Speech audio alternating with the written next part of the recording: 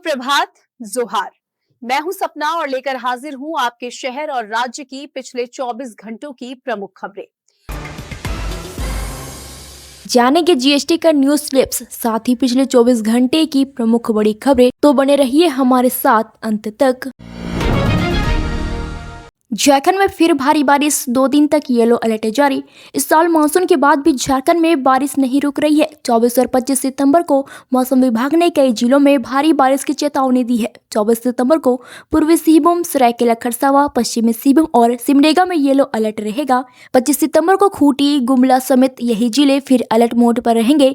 बंगाल की खाड़ी में बने निम्न दाब की वजह से अगले 48 घंटे तक कई इलाकों में मूसलाधार बारिश हो सकती है। सबसे ज्यादा असर कोल्हान क्षेत्र में दिखेगा। लोगों को सावधान रहने और अनावश्यक बाहर निकलने से बचने की सलाह दी गई है। झगड़े के बाद पति की चाकू मारकर हत्या, पत्नी को पुलिस ने किया गिरफ्तार। जामताड़ा के मेहिजाम इलाके में रविवार रात एक दर्दनाक घटना हुई। 35 साल के महावीर यादव की उनकी पत्नी काजल साव ने झगड़े के दौरान चाकू मारकर हत्या कर दी। महावीर ट्रक चालक थे। घटना के समय महावीर, उनका भाई और पत्नी तीनों ने शराब पी थी। भाई कमरे में सो गया और पति पत्नी में बाहर झगड़ा शुरू हो गई। इस दौरान पत्नी ने गुस्से में आकर महावीर के सीने में चाकू से वार कर दिया। मौके पर ही उसकी मौत हो गई। पुलिस ने तुरंत मौके पर पहुंचकर काजल को गिरफ्तार कर लिया और चाकू व खून से सने कपड़े जब्त कर लिए। पुलिस अब पूरे मामले में जांच कर रही है। आज से देश भर में जीएसटी रिफॉर्म्स लागू हो गए हैं। अब सिर्फ 2 टैक्स स्लैब रहेंगे, 5% और 18%। इससे 375 से ज्यादा सामान और सेवाओं के दाम घट गए हैं। आटा, चावल, दाल, बिस्कुट जैसे खाने के सामान सस्ते हो गए हैं। साबुन, तेल, शैम्पू और डिटर्जेंट पर अब सिर्फ 5% टैक्स लगेगा। कपड़े और जूते भी पहले से सस्ते हो जाएंगे। टीवी, एसी, फ्रिज जैसे इलेक्ट्रॉनिक सामानों पर 28% की जगह 18% टैक्स लगेगा, जिससे हजारों रुपए तक की बचत होगी। कई दवाएं और मेडिकल उपकरण अब पूरी तरह टैक्स फ्री है। जीवन और स्वास्थ्य बीमा पर भी टैक्स हटा दिया गया है। कार और बाइक खरीदने वालों के लिए भी राहत है। कीमतें हजारों से लाखों तक कम हो गई है। ये बदलाव आम लोगों, किसानों और छोटे व्यापारियों को बड़ी राहत देने को और त्योहारों में खरीदारी बढ़ने की उम्मीद है। खलारी में पुलिस पर उग्रवादियों का हमला, हवलदार को लगी गोली। रांची के खलारी थाना क्षेत्र से बड़ी खबर है। देर रात गश्ती पर निकली पुलिस टीम पर उग्रवादियों ने अचानक फायरिंग कर दी। इस हमले में एक हवलदार के पैर में गोली लग गई। घायल हवलदार को तुरंत अस्पताल ले जाया गया है और अब उनकी हालत स्थिर है। घटना के बाद इलाके में तनाव का माहौल है और पुलिस ने सर्च ऑपरेशन तेज कर दिया है ताकि हमलावरों को जल्द पकड़ा जा सके। दिल्ली में झारखंड के यूपीएससी छात्रों के लिए छात्रावास बनाएगी सरकार। मंत्री चमरा लिंडा ने कहा, झारखंड सरकार ने बड़ा फैसला लिया है। अब दिल्ली में यूपीएससी की तैयारी कर रहे झारखंड के छात्रों के लिए छात्रावास बनाया जाएगा।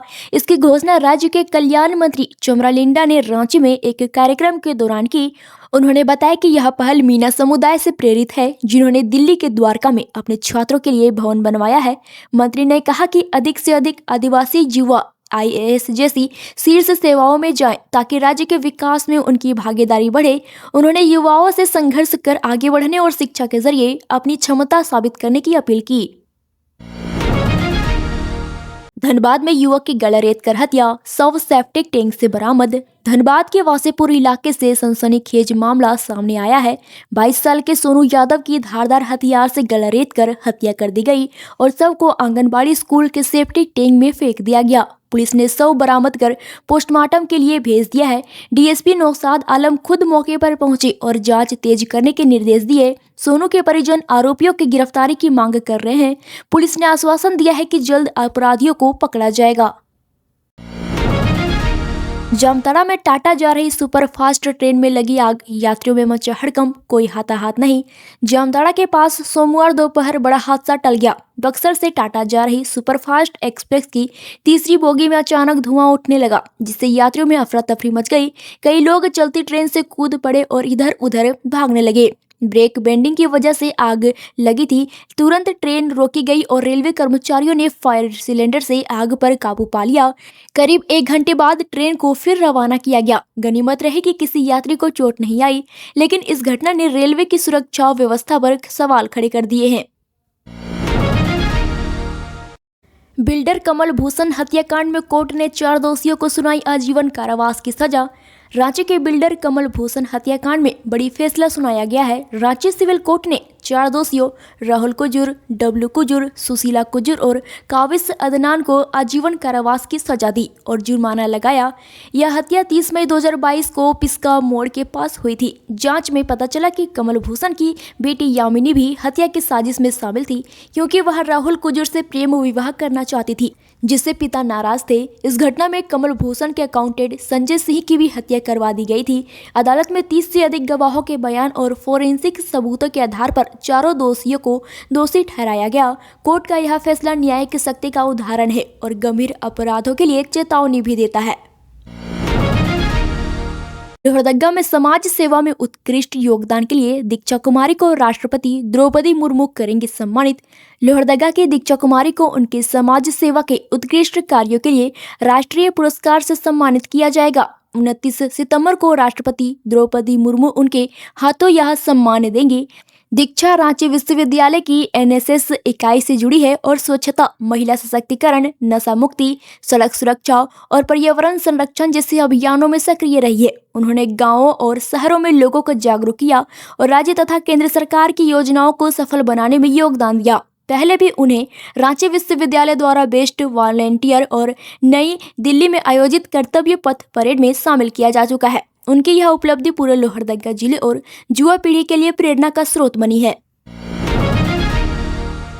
देवघर एचडीएफसी बैंक में करोड़ों की लूट, हथियारबंद अपराधियों ने दिया वारदात को अंजाम। देवघर के मधुपुर थाना क्षेत्र में एचडीएफसी बैंक में सोमवार को दिन दहाड़े करोड़ों रुपए की लूट हुई। करीब 6 हथियारबंद अपराधी बैंक में घुसकर कर्मचारियों को नियंत्रित किया और नकद, सोने के सिक्के और अन्य कीमती सामान कैश बैग में भरकर फरार हो गए। लूट के बाद अपराधियों ने बैंक के शटर बंद कर दिए। घटना की सूचना मिलते ही पुलिस मौके पर पहुंची और जांच शुरू कर दी। अभी तक लूटी गई राशि की आधिकारिक पुष्टि नहीं हुई है। पुलिस सीसीटीवी फुटेज खंगाल रही है और अपराधियों की पहचान के लिए विशेष टीम गठित की गई है। फुटबॉल से शतरंज तक हजारीबाग में होंगे मेगा खेल आयोजन, सांसद जायसवाल ने कहा।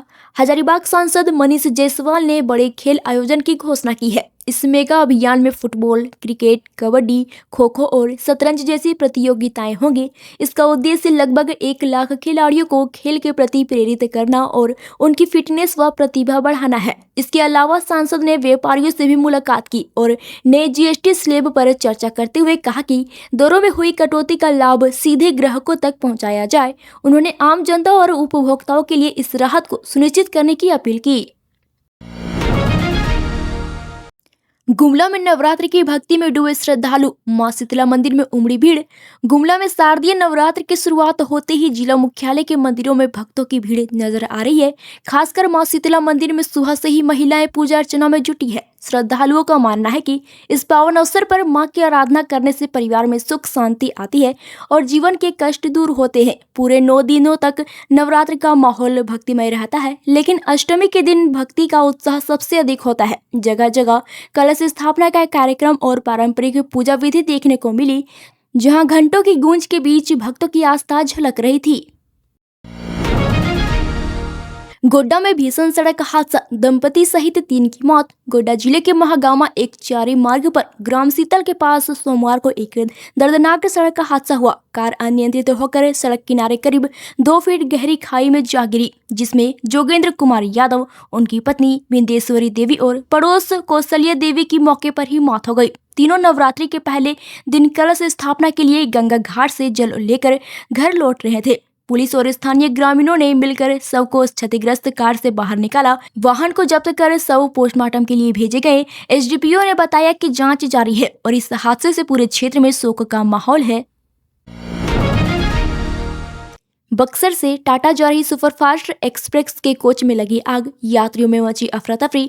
नई दिल्ली हावड़ा रेल खंड पर ट्रेन के तीसरे कोच में आग लग गई। आग ब्रेक बेंडिंग की वजह से लगी थी। यात्रियों ने तेजी से बाहर निकलकर सुरक्षित स्थानों पर भागा। फायर सिलेंडर से आग पर काबू पाया गया और कोई हताहत नहीं हुआ।